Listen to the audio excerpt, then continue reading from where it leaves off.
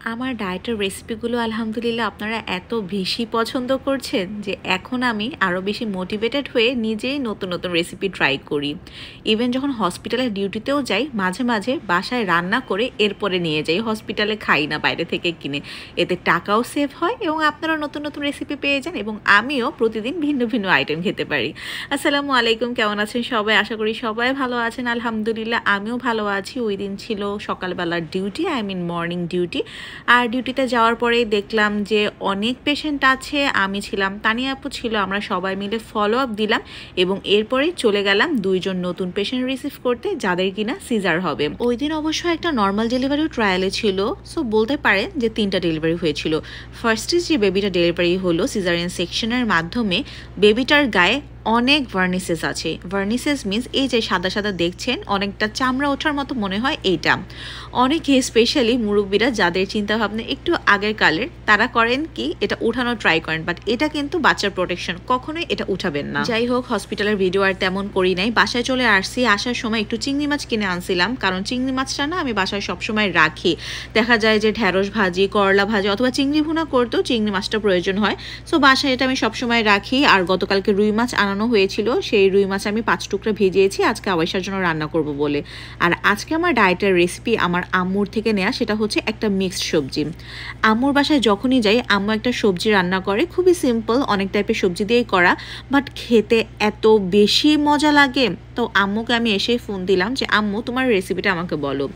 আম্মু আমাকে ফার্স্ট সিক্রেটে বলে দিল যে আম্মু এই রান্নাটা পুরোটা ঘিয়ের উপর করে। সো এইটা হচ্ছে একটা মেন রিজন এত মজা হওয়ার। রেসিপিতে ফার্স্টেই আপনি প্যানে ঘি দিয়ে নেবেন এবং তার মধ্যে দিয়ে নেবেন একটা শুকনো মরিচ ভেঙে, এর বেশি দিবেন না। এই রান্নাটা না ঝাল হলে তেমন একটা মজা লাগবে না। আর আমি যেহেতু শুধু শুধু খাই, কোনো ভাতের সাথে মিক্সড বা রুটির সাথে মিক্সড করে খাই না, তাই ঝালটা অ্যাভয়েড করে আমার জন্য বেটার, আদারওয়াইজ একটু অ্যাসিডিটি প্রবলেম হয়ে যায়। আম্মু একটু পেঁয়াজ খেতে বেশি পছন্দ করে, সো আম্মু বললো যে আম্মু বেশি পেঁয়াজ দেয়। এবং আমি ভাবলাম ফার্স্ট টাইম যেহেতু আমিও ট্রাই করতেছি, আম্মু যেভাবে বলছে আমি একদম ডিটটো কপি করি। তো আমিও একটু পেঁয়াজ বেশি বেশি দিয়েছি এবং সবজি কিন্তু অনেক রকম নিলেও পরিমাণটা খুবই কম ছিল। লাইক এখানে একটা পটল ছিল, একটু মিষ্টি কুমড়া, গাজর, পেঁপে এবং বাঁধাকপি। সবজিগুলো ভালো মতো ধুয়ে রাখার পরে আমি এখন এই যে পেঁয়াজটা একটু হালকা করে ভেজেছিলাম এর মধ্যে সবজিটা দিয়ে দিলাম। পেঁয়াজ একদমই হালকা ভাজবেন, মানে পেঁয়াজের কালার যাতে কোনোভাবেই চেঞ্জ না হয়, বিকজ পেঁয়াজের কালার চেঞ্জ মানে আপনার সবজির কালারটাও চেঞ্জ হয়ে যাবে, একটু কালচে কালচে হয়ে যাবে, তখন কিন্তু এত ফ্রেশ লাগবে না। আমার কাছে একদম ওইটা ভালো লাগে না। তরকারির একদম এই যে সবুজ, কমলা, হলুদ কালারটা যখন ফুটে ওঠে ওই সবজিটা খেতে কিন্তু বেশি মজা। এখানে আমি অল্প একটু লবণ দিয়েছি, একদম 1 চিমটি হলুদ দিয়েছি, 1 চিমটি পাঁচফোড়ন দিয়েছি আর 1 চিমটি আদা রসুন বাটা, ব্যাস। এরপরে আর কোনো মশলা লাগবে না। আমি হাফ টমেটো দিয়ে দিয়েছিলাম, চাইলে স্কিপ করতে পারেন, বাট টমেটো দেওয়াতে আমার কিন্তু বেশ মজাই লেগেছিল। এখন আমি এই পাত্রটা আরেকটা চুলা ট্রান্সফার করে একদম অল্প জাল এটাকে ঢেকে দিব, জাস্ট ভাপে ভাপে রান্নাটা হয়ে যাবে, এক্সট্রা কোনো পানি ইউজ করব না। সবজিটা হতে হতেই আমার মাছের বরফও ছুটে গিয়েছিল, খালা আমাকে ভালো মতো ধুয়ে দিয়েছে লবণ আর হলুদ দিয়ে। আর এখন আমি এটার মধ্যে সব মশলা মেখে ভাজবো। আমি যখন রান্না করি আমি ট্রাই করি যে মশলা এবং তেল যাতে একটু কম ইউজ করি। মাঝখানে আমি এত মশলার তেল ইউজ করছি, শাওনেরও সমস্যা হয়েছে আর আওয়াইশার তো অবশ্যই সমস্যা হয়েছে। তখন আমি ভাত খাইতাম এবং আমি যেহেতু একটু ঝাল ঝাল পছন্দ করি, এভাবে দেখা যেত যে রান্না আমার করা হয়ে যেত। বাট আমি খুব সুন্দরভাবে হেলদি ওয়েতে রান্না করি। ভাজার সময় আমি তেলটা পরিমাণের চেয়ে একটু বেশি নিয়েছি আমার মনে হয়েছে, কারণ এই তেলটা দিয়ে আমি বাকি রান্নাটুকু করব। তো একে একে আমি মাছগুলো ভাজতে দিয়ে দিলাম।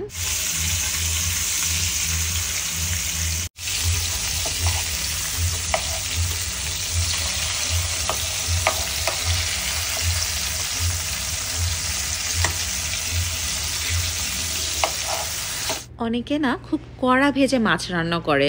আমার মনে হয় মাছ যখন শুধু ভাজি খাওয়া হয় তখন কড়া করে ভাজলে মজা লাগে, বাট যখন রান্না করা হয় তখন এত কড়া করে ভাজলে না শক্ত শক্ত হয়ে যায়, স্পেশালি আওয়াইশার একটু খেতে সমস্যা হয়ে যায় এবং আমার মনে হয় যে এর মধ্যে রসকস একদম চলে যায়। তো আমি একটু নরম থাকতে থাকতেই উঠিয়ে ফেলি।